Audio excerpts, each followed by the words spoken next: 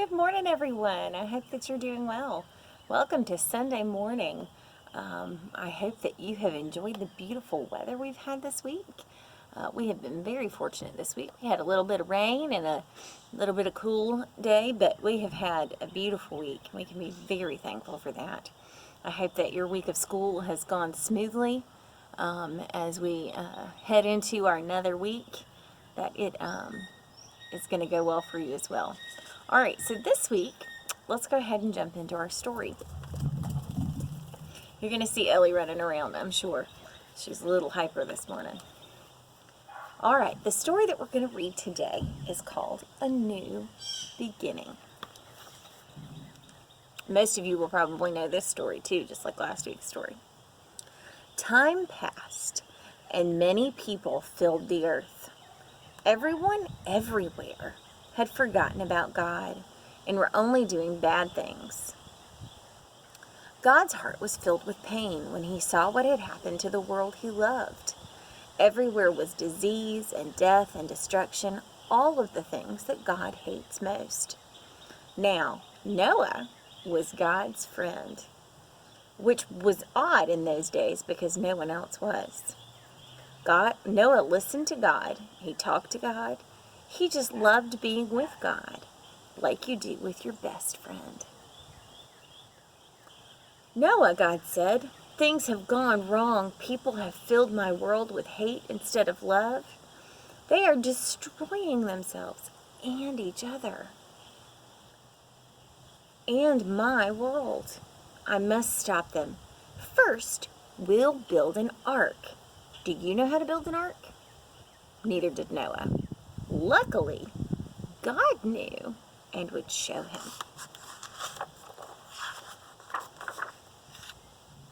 A storm is coming, God told Noah, but I will rescue you, I promise. I'll send the animals to you. Ones that creep and crawl and slither and slime and gallop and hop and bound and climb. And don't forget to pack everyone food.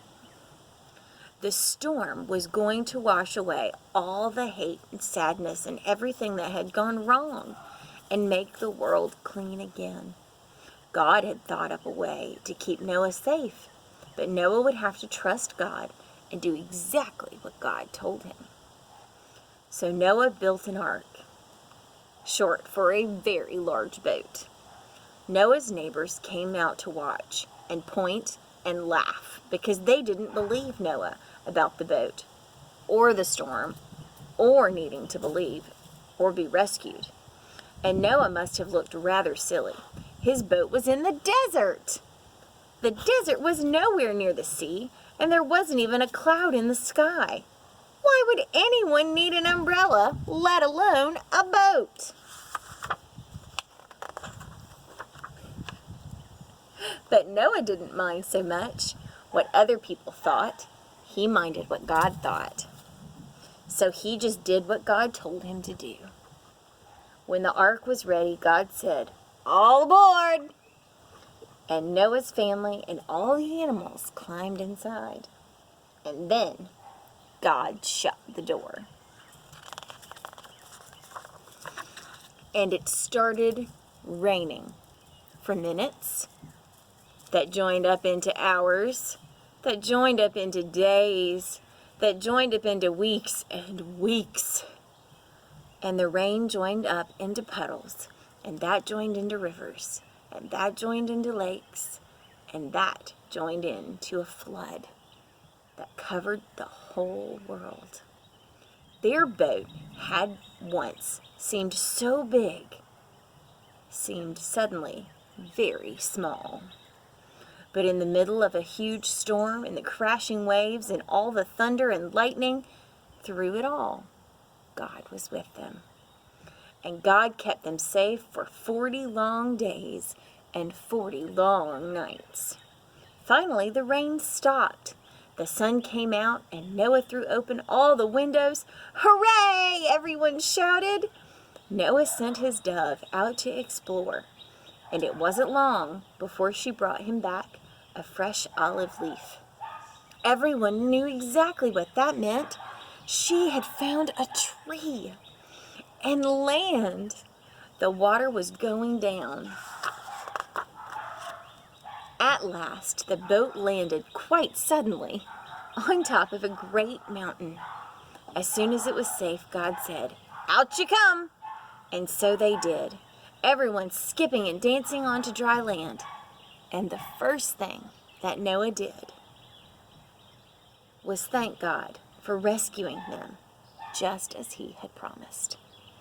And the first thing God did was make another promise. I won't ever destroy the world again. And like a warrior who puts away his bow and arrow at the end of a great battle, God said, "See, I have hung up my bow in the clouds." And there in the clouds, just where the storm meets the sun, was a beautiful bow made of light.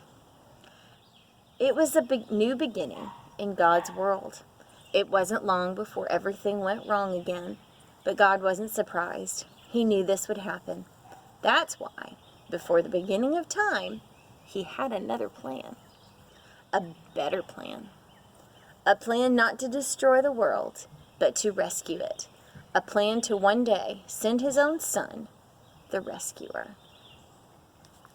So, there's several reasons Miss Eden picked this story today.